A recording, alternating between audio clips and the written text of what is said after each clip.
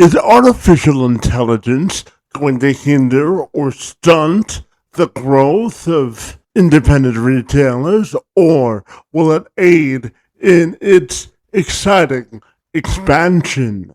It's a question that I want to tackle in today's conversation. Something else we should keep in mind is the following. Is Amazon perhaps the biggest threat to the prosperity of independent retailers? Well, in this thought-provoking and unforgettable episode of Let's Have This Conversation, I have the honor and distinction of sitting down with my friend Bryan Weisberg. He's the founder and CEO of Merchwise AI. He's a retail and technology entrepreneur and the author of The Future of Main Street. We explore how artificial intelligence is reshaping the future of commerce. Weisberg has more than 30 years of experience building e-commerce platforms, software companies, manufacturing businesses, and omnichannel retail operations. He offers a unique perspective on retail, where it's been and where it's headed, as a repeat entrepreneur who has consistently identified emerging technologies before they became mainstream. He explains why independent retailers still have an enormous opportunity to compete and win in today's marketplace. Weisberg says that there's still one statistic that challenges everything we know about today's modern retail experience. He says that 84% of all U.S. retail sales still happen in a physical space. So the question is, why are so many independent retailers and businesses struggling? And Weisberg argues that the problem is not Amazon.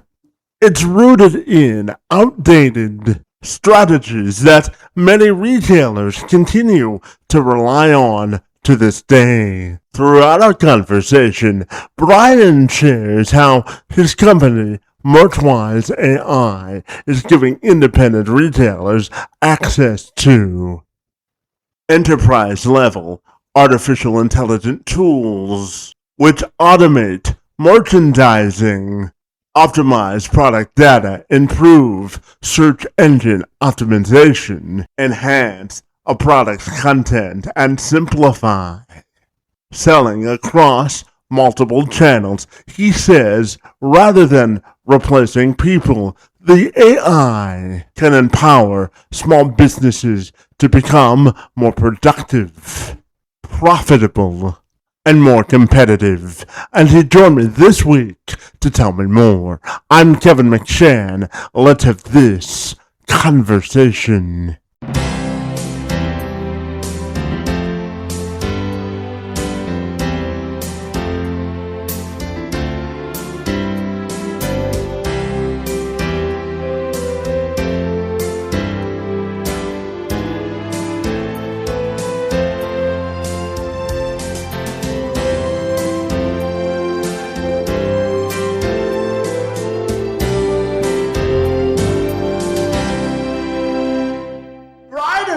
I'll take a moment to welcome you to the program, my friend, and I'm super excited to talk to you about the intersection of retail and AI. It's great to see you, and happy Friday to you, my friend.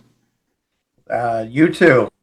I'm happy to be here. Absolutely. So, Bryan, I'm wondering if you can tell me your thoughts on how independent retail is doing today and how, artificial intelligence has impacted the field of independent retail for the good, the bad, and the ugly, my friend. What are your thoughts there?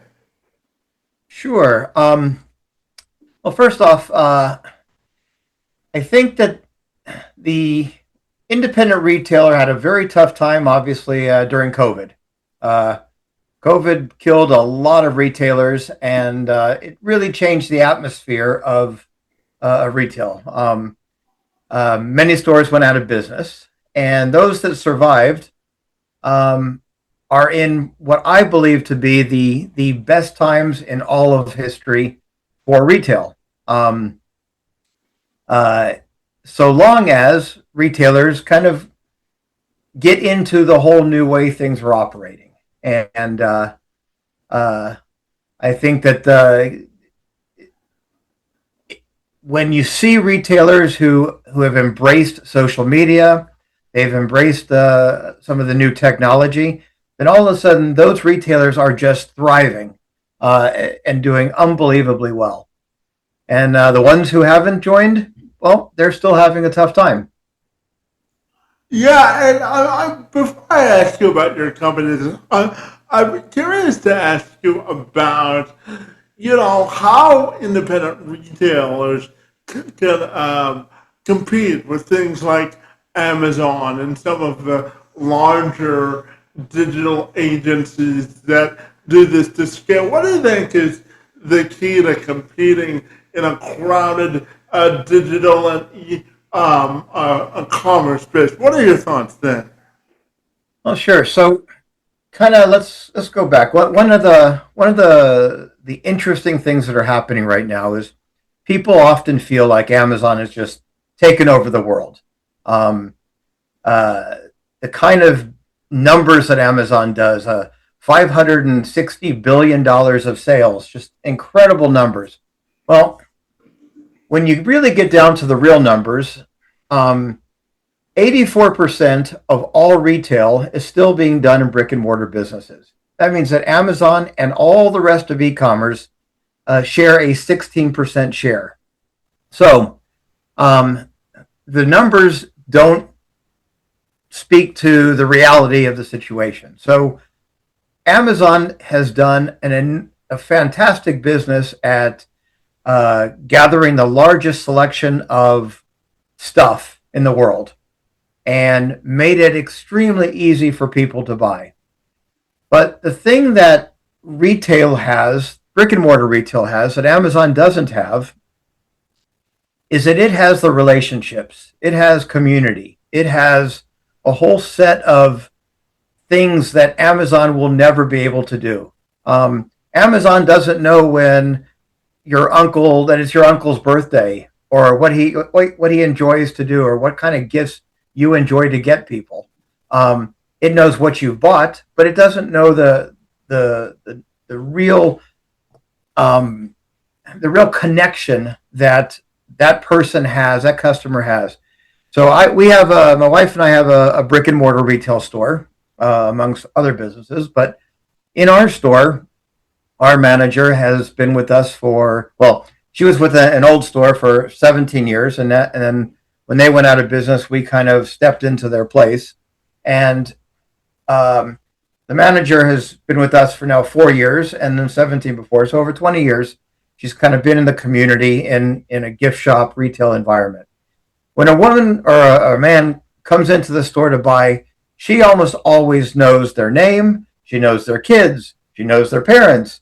She knows what schools the kids go to. She knows what stuff the kids like. She knows all of these things about these people, and she sees them in restaurants. She sees them when they go to the movies. She's part of the community. That's the thing that Amazon will never be able to do.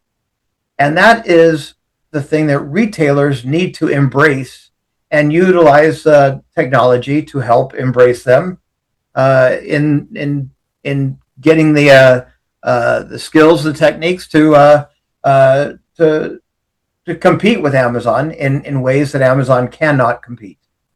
Yeah, absolutely. Now, Brian, I know that you're the founder of MerchWise AI and Thousand Oaks Barrel Company, where you bring together more than 30 years of experience in software development, e-commerce, and manufacturing, along with retail technology, my friend. So what inspired you to go into this entrepreneurial journey, and how have these diverse experiences in the fields that you have expertise in help you to become a better entrepreneur? What are your thoughts there, my friend?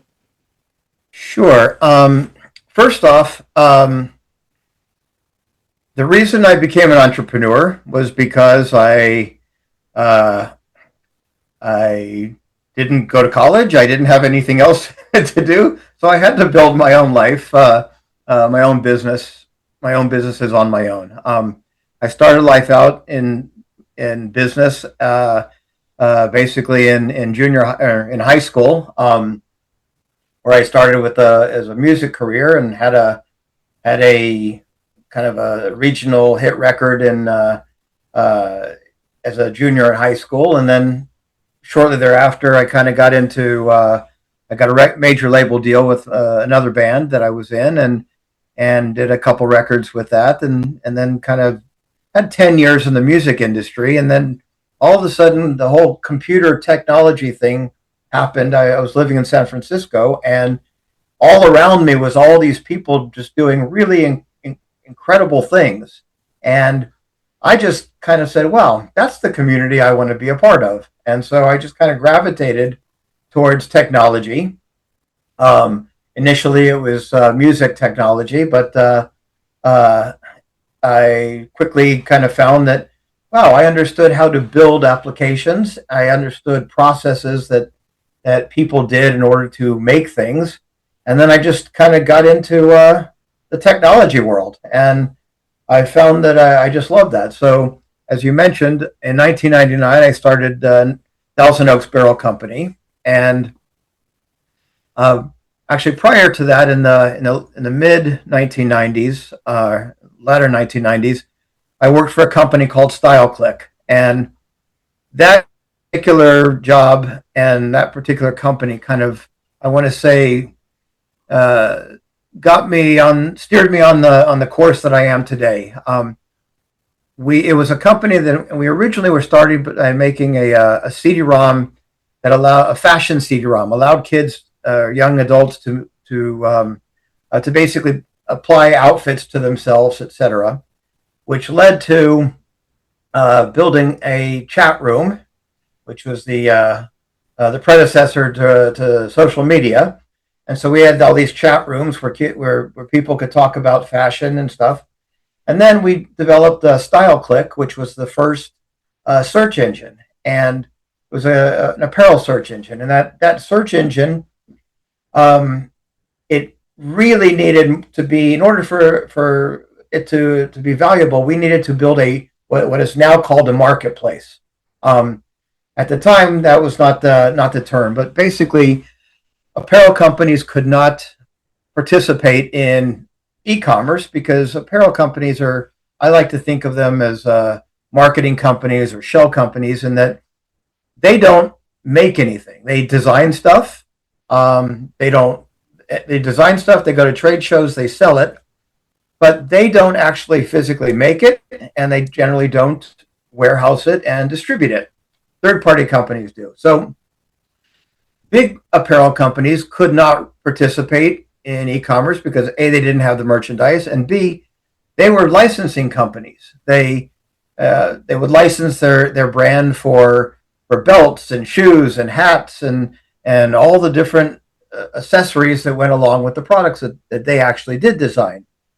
So in e-commerce, you'd have multiple merchants of record that needed to kind of live under one umbrella. So what StyleClick became was a platform that allowed multiple merchants uh, to live and sell under one umbrella. So your Tommy Hilfigers and your Tommy Bahamas, etc., could sell under one brand, but different people were actually the merchant of record on on different products.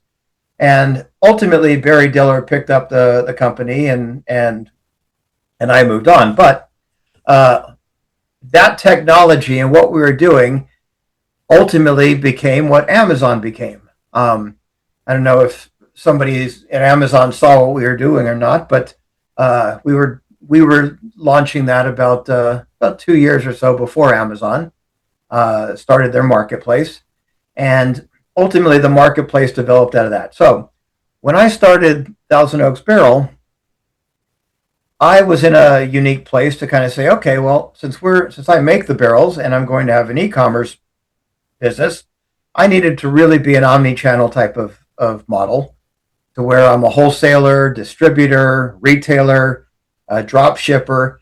So that our company, Thousand Oaks Barrel, we do everything. Uh, we make products for Williams Sonoma, Sur La Table. We make products for wine enthusiasts, Uncommon Goods, and they sell them on their site. Some of it's under our brand, some of it's under their brand. And when a product gets purchased, we just put it in a box and ship it out. So ultimately, that's kind of been my journey. And why I got there? Well, I just got there because it was the right thing to do at the time. Well, they say if you find a passion in life, you don't work a day in your life, my friend. And it sounds like you've had quite the interesting and exhilarating journey, my friend. And I'm curious to ask you about how do you think can optimize the entrepreneurial experience so that it can positively impact the rest of your life, my friend. Fred, what are your thoughts on the whole concept of enjoying the entrepreneurial journey? What are your thoughts there? Well, um, I I just naturally enjoy all the things that we do. I like the at the heart of an entrepreneur is really just it's an artist. You're somebody creating things. Um, uh, Sometimes you could be creating events. You could be creating moments. You could be developing products. In our store, my wife is a phenomenal entertainer. She knows how to socially entertain people, and so our experience in our store is not the normal gift shop. It's not like a normal Hallmark store where you walk in and they got a bunch of stuff.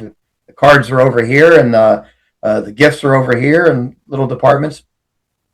Ours is more of a whole entertaining experience, an entertainment experience. Customers come, women will plan their day around a shopping experience in our store, and they might decide they're gonna meet first at the sushi restaurant next door or the Mexican restaurant on the other side of the center. Have some food, and then they come in and they shop, and or they might come shop and go have drinks afterwards. Uh, it's We create an environment that is not it's not your normal typical old fashioned shopping type of environment. So uh, because of that, I think that as an entrepreneur, we enjoy everything that we do. Every day goes by, and we are just meeting with really interesting people. Um, we interact in the community with different types of social events and benefit events, and it's just it's a phenomenal experience. Yeah, absolutely. Now, I want to talk about the work that you do at MerchWise AI because I know that you help uh, entrepreneurs and independent retailers develop the tools necessary to automate things like merchandising, enriching product and content, and optimizing, search engine optimization to improve product data and to help them publish or put out their products through multiple channels. So I'm curious about that mission and practice, my friend, and how Sure. you can use automation to make all of those things easier. Okay, so when we opened up our store, um, we reached out to a number of people who had stores similar to ours, figured out what platforms they were on. Most of them were using a platform called Lightspeed, and so we got a Lightspeed account. Merchandise started coming in, and we started uh, staff of about 6 people start inputting all the information into our POS system. So I'm sitting back as a technology person watching this, and I'm realizing, wow, every single thing that we're doing is manual. And then as we go as a buyer, and we go to market and buy, everything is manual. All of the marketing that you do is manual. Every component that a retail store does virtually is manual, with the exception of having a little scanner scanning a sticker that you've manually put on a product, and it brings up basically, we'll call it your cash register, and it charges the person's credit card, or it runs the cash register. So as I realized that everything was so manual, I said, wait a minute, this is crazy. I have got to find some technology to speed this thing up, to automate it all. So I spent a year or so looking and talking to different companies, and everybody basically did the same thing. They offered POS systems, or they offered an e-commerce website, but there was nothing automated at all. So we can go up to the top of the hill, and I'll kind of explain the start. So when you go to market, you go to a showroom, you see all of these really cool products, some of which you're interested in buying. But the rep at the market really knows very little about the product, very little about who's selling it or anything. And so at that point, you basically are making a manual gut instinct decision as to, do I want to bring this into my store, or do I not want to bring this into my store? So MerchWise, we developed an app that on your phone, while you're at market, you can literally take a picture of the product, put it in there, speak into your phone, give it some information about that product and how much its wholesale price is, and it will go out on the internet. It'll tell you, oh, this item is on Amazon, or it's on Walmart. It's in this store within a 20-mile geographic location to you. It'll tell you all the components of what that product is, and how it could potentially sell, and who the market is for that product. But then it goes and it runs a test against all the products that are in your on your shelves, and it says, well, because we're dealing with physical space in a brick and mortar store, a new product coming in has to displace something else. So our system goes and says, oh, well, you could display this item or this item. It's kind of at the sunsetting age or time in its life, and so it can displace this particular item. So now the retailer has all the information they need in order to decide whether they want to place an order or not place an order. So let's say the store goes and places an order. When it places an order, you place the order with the rep. They give you a little piece of paper that says, here's what you've ordered, how many, etc. Here's the cost. Well, you can take a picture of that, scan it, send it into MerchWise, and then MerchWise digitizes all that information in your POS system. So you now have the core information in there. So you then go into MerchWise, and you can say, okay, I ordered this item. So now let's say 2 weeks goes by, and the product comes in the back door of the store. So now when it comes in the store, you got somebody who's going to open the box, look at it, figure out what it is. They take a picture with their phone, they send it into MerchWise. MerchWise says, oh, well, that's this particular item. You say, okay, I've got 10 of these in here. You put your little sticker on the product, put it out on the shelf, hit your MerchWise button, and MerchWise is going to go and completely fill out all the information that all the product description. It does the H1, your main description of it. It puts all your metadata in. It puts everything. It actually goes out, finds images for your product from the manufacturer, plugs it in, and it puts good image names and alt text into the image to basically make it a great e-commerce product. So I'm going to diverge a little bit here and kind of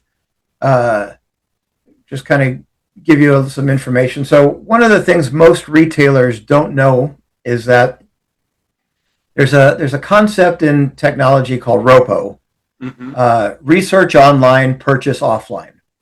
About 60% of all shoppers in the retail world actually go and look for things online at the local store first before they actually come in the store and buy it.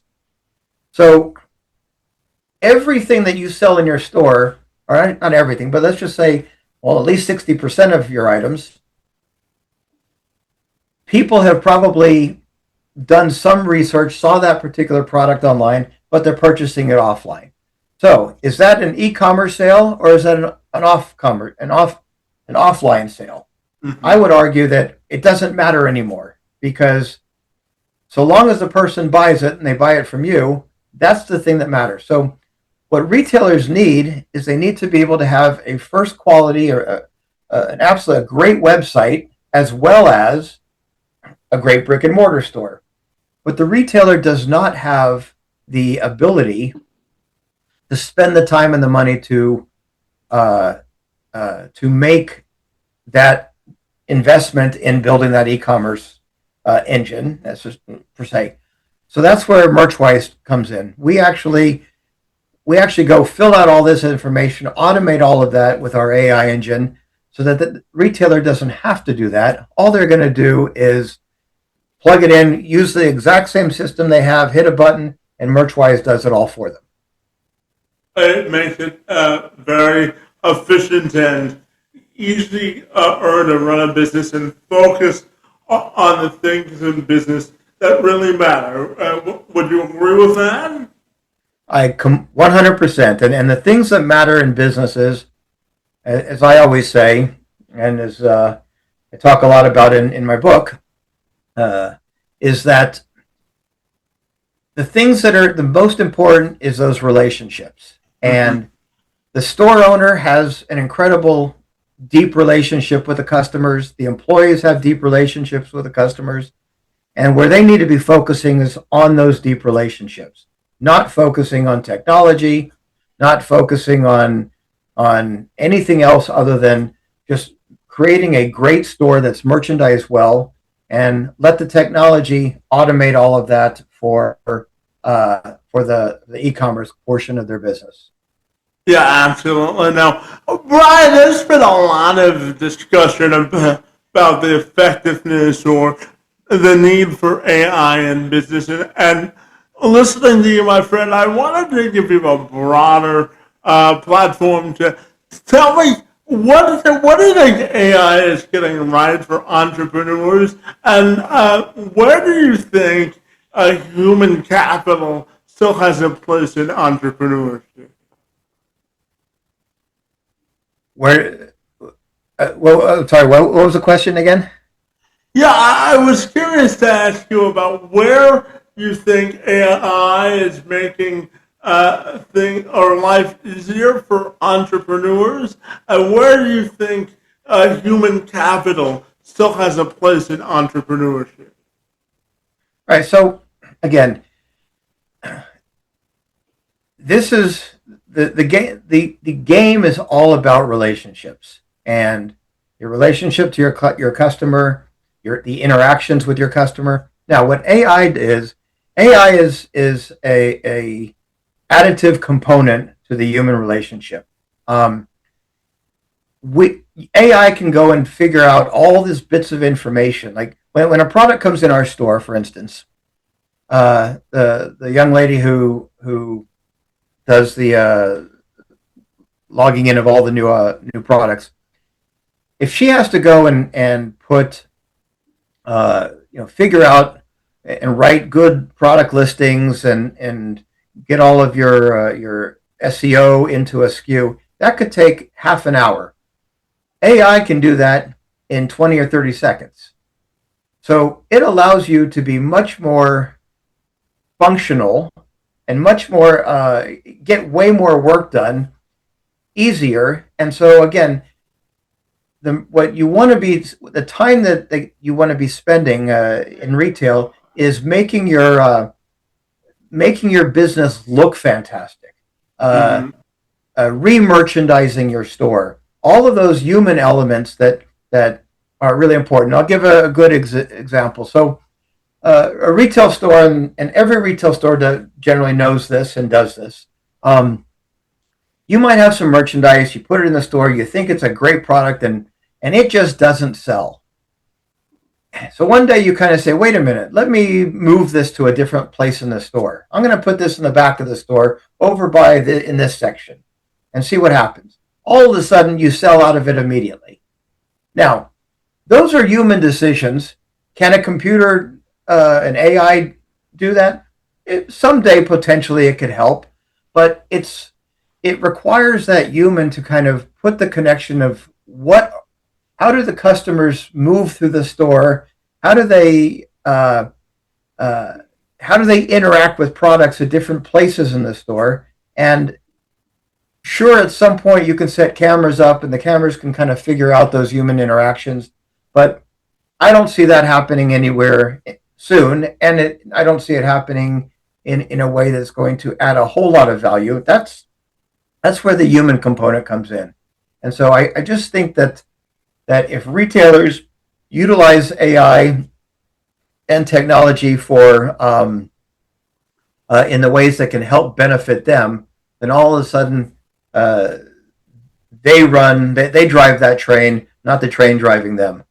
Yeah, absolutely. And building on that point, you've often said that the independent retail store owner may be the most important entrepreneur in America today. Now, I'm wondering if you can expand on that statement based on what we've talked about already, and why do you think the independent retailer has a heartbeat of importance in today's, world of business, my friend? What are your immediate thoughts there? All right, let me go back to the 1990s. In the 1990s, there were companies that came out and raised billions of dollars, like Furniture.com, and Furniture.com was going to change everything. Okay, how do people decide and buy furniture? Well, billions of dollars were raised, and the reality is that quality furniture, a person wants to sit on it. Mm-hmm. They want to touch it. They want to feel it. They want to go and say, I want these patterns. I want this type of draping. I want these components. And no e-commerce thing can do that. Can do that. Now, there are certain items that Amazon can sell and can sell better than anybody else. Okay? Mm-hmm. But there's other items that Amazon can't sell very well. It can sell certain types of clothing, but real fashion clothing, Amazon can't do the same kind of business with, because people want to try it on. And when you try it on, you want to have somebody there telling you, oh, this looks great. It hangs on you well. It drapes on you very nice. It matches your skin color. You wear this really nice. And if you match it with this particular piece of jewelry or this hat or these shoes, all of a sudden that's the perfect outfit. Well, you're not really selling clothes. You're selling comfort. You're selling lifestyle. You're selling the fact that these people feel good about themselves. And Amazon cannot do that for you. Mm-hmm. So in the end, the brick and mortar retailer needs to understand what they do best, what they offer the community, and play off those strengths rather than the weaknesses of, oh, I can sell this item, but it's also being sold on Amazon. And you know what? If that's the case, if you can get it on Amazon, I'm going to find an item you can't get on Amazon and put that in my store and really introduce my customers to this item as a great item to sell or to buy, and forget about the things that are just too easy to sell. And that is really what is happening on Amazon. When you go to market, the greatest products that you're going to see at market, well, they're not going to be sold on Amazon, because those people who develop those products, they know that a really great item, somebody's going to show it to you. They're going to talk to you about it. They're going to interact with you on that. And it's that human interaction that is so important to the sale and to the sale of that particular item. So, so that's where ultimately the brick and mortar retailer really has its advantage. And again, if they play on their strengths, then they win and they win big. Yeah, absolutely. So, Brian, let's talk about your book, The Future of Main Street, my friend, where you argue that independent retailers are losing because they're inferior. They're losing because they're operating from a different or wrong playbook, my friend. So tell me about the book, why you wrote it, and why or what playbook do you think that independent retailers should be operating from based on the discussion we've had this afternoon? What are your thoughts, my friend? Sure. So why I wrote the book, as I started Merchwise, and I sat back and I started thinking about what we needed to do to optimize our business, our store. And as I started thinking about that, I started seeing a much bigger picture. And I said, wait a minute, I need to dive into this from a technology standpoint. And initially, the technology I was going to be building was going to be just for my store. But then I said, wait a minute, if it can help me, it's going to help everybody. And once we got the technology put into our store and I saw how valuable it was, literally it reduced our store. We had about a $60,000 a year of data entry for products. It cost us about $60,000 a year to input all the data in our store. I now have that down to probably no more than about $10,000. So, and not only do I have it at $10,000, but I'm doing it with extremely good product listings. The SEO on all of my listings is phenomenal.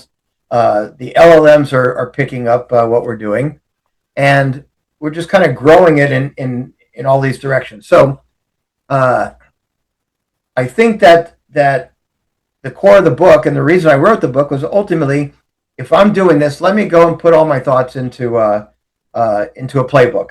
Mm-hmm. And so that's really what the book is all about. So what we also look at in the book is we talk about, well, Mo, which is our engine, that our merchandise optimization engine, and the automation of it. Mm-hmm. But then we have another component in our book that's really important, which is called I call it temporal commerce. So what temporal commerce is that in most retail stores there are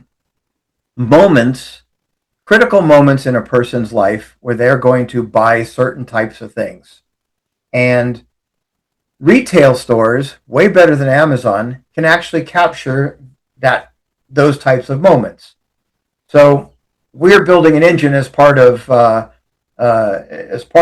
Merchwise to address temporal commerce. And I'll give you kind of an idea of temporal commerce. Let's say a grandmother or an older person has a grandchild, mm-hmm. and that grandchild is born, and they go into our retail stores. We'll call it a gifting engine, mm-hmm.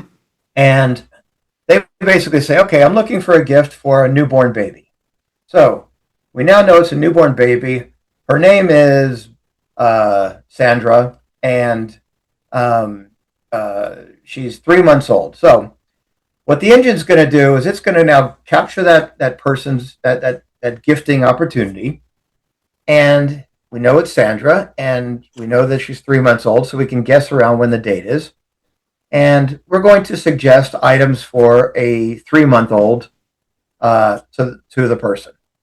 Well, at 6 months, we know that the baby has outgrown all the clothes. So before the grandmother even thinks about it, we can now send a text message. Hey, Sandra is reaching her 6-month birthday. Here's some great items you could buy her. or Easter's coming up. Here's a great Easter gift for this child. So as a baby gets older, the types of gifts, the types of things you would give as a gift, or you would give it to a person, change. And our engine is going to be tracking all of those types of things and suggesting items at the right time and the right place. And I'll give you kind of another example, which is my college example. So my daughter goes off to college. I don't know what's going on in the college, but our gifting engine sure does.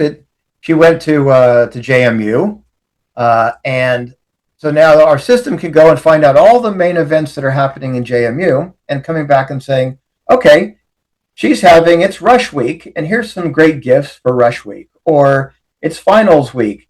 Here's some great things you could get her for finals. So without me actually going out and trying to think about that it's time to get her a gift, the system is automatically suggesting items that are perfect for that specific occasion.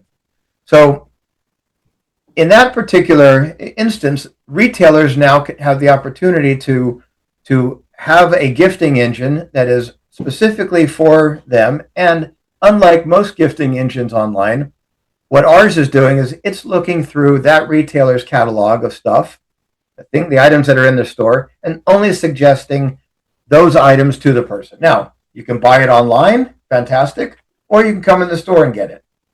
In some cases, you want to just have the gift sent directly to your person you're gifting for, and we can do that as well. So the book goes into all these technological opportunities that you have going forward, where technology can help solve problems that are not even necessarily problems.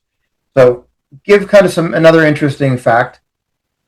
The average person spends about $2,800 on gifts in a year. In our store, the average customer spends about $450.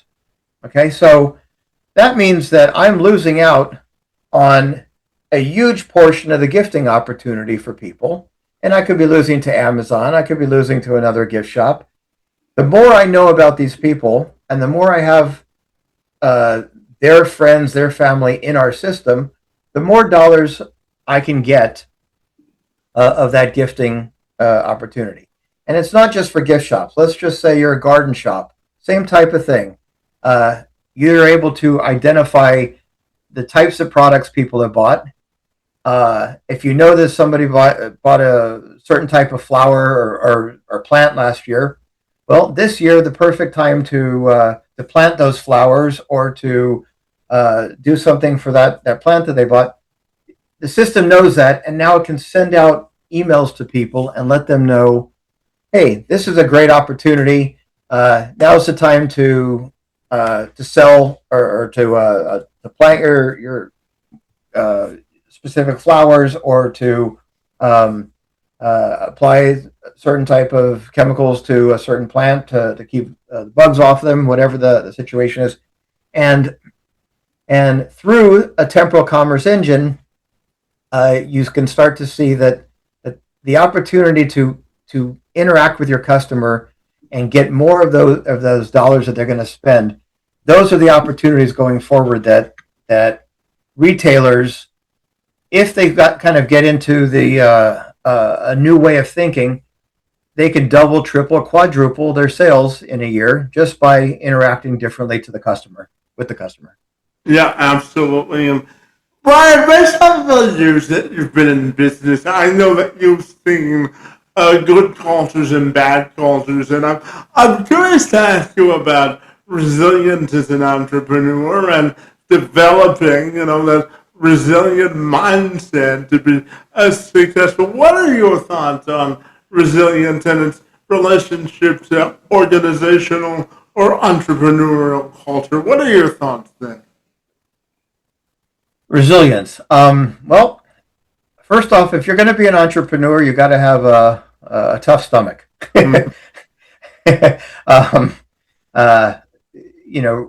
Right when you think that you've got everything under control, you find out you don't. So it's kind of like the difference between driving a boat and driving a car. When you drive a car, you know that by stepping on the gas and going a certain speed and turning the wheel at a certain angle, you're going to get from here to there. You can mathematically get a mathematical equation for how to get from here to there in a car. However, in a boat, you can't. Why? Because you've got wind factors, you've got the current underneath. You can only steer the ship. You cannot drive the ship. So in a business is more like steering a ship. You think you got everything under control, and you do, and then all of a sudden something happens. Customer comes in, buys a bunch of items, or doesn't buy items, and they expect that you expect to sell. There's so many opportunities for things to go different in a different direction than you expected, and you just have to be able to weather all of those storms as an entrepreneur. Yeah. And Bryan, I've got two questions left for you, and I wanted your perspective on this report from Microsoft who talks about vulnerabilities in online retail. I'll read you the statistics, and I'll get you to respond on the other side. So when we look at what Microsoft had to say when we talk about 1/3 of retailers who operate on an online basis today are concerned about vulnerabilities and the security of the entire operation. So I'm curious to ask you, as an online or independent retailer, how can we guard against the vulnerabilities that come with online retail? What are your thoughts there, my friend? Very good question. Very good question. So, we sit in a place where, from our technology, we sit on top of Shopify, Lightspeed, etc. And so retailers literally are, we are betting that Lightspeed and Shopify and a whole host of Square, we're betting that that their systems are secure enough to not have vulnerabilities or major vulnerabilities. It is also interesting that to date, you've not seen a whole lot of retailers, especially small ones, run into big problems that way.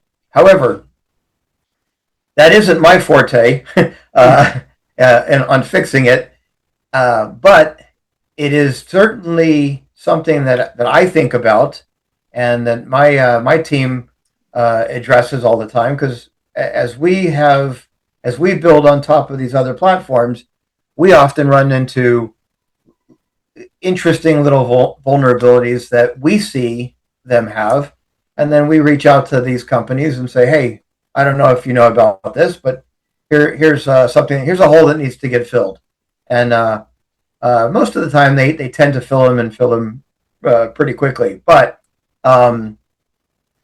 yes, it is up to these companies to do that. I'm not familiar with the study that Microsoft has done, but Microsoft has usually been pretty good about plugging those holes long before they're too big. Yeah, and my final question for you has to do with your own personal and professional legacy and how you want that to be defined, my friend. My own personal, I have not had time to think about my own legacy in this, because I like to think that I have many years forward to really build that legacy. I have done. I've done a lot of interesting things over the years, built a lot of companies, built a lot of technology, done a lot of cool things. But I live in a world at least in my own head, where the best years are yet to come. Mm-hmm. Um, as people get to my age, they often talk about the college years were the best years, or my 20s or my 30s or my 40s were the best years. I always think that, well, next year is going to be the best year I've ever had, and in most cases, next year has always been the best year I've ever had. So I think that we still got time to figure out that legacy. Yeah, well, it's a work in progress for all of us, right? And when we get, Absolutely. yeah, when we get to the finish line, we just hope that we've run the race well enough, right?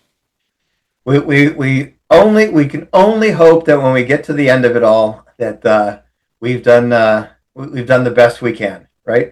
Yeah, absolutely. And finally, Bryan, tell me if people want to get connected with you or Emergewise AI or your other businesses, what's the best way they can do that, my friend? Sure. So you can get a hold of me through merchwiseai.com or thousandoaksbarrel.com, either one, and or through LinkedIn, you can look Bryan Weisberg at on LinkedIn.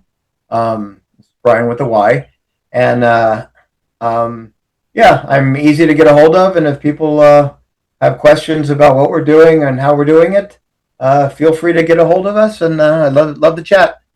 Well, Bryan, I certainly enjoyed this a version of our conversation about the future of AI, independent retail, and everything in between. I think you're really doing a good service for independent retailers to create their own specific and unique identity. It was a real pleasure to engage in conversation with you this afternoon, and I want to thank you for being here, my friends.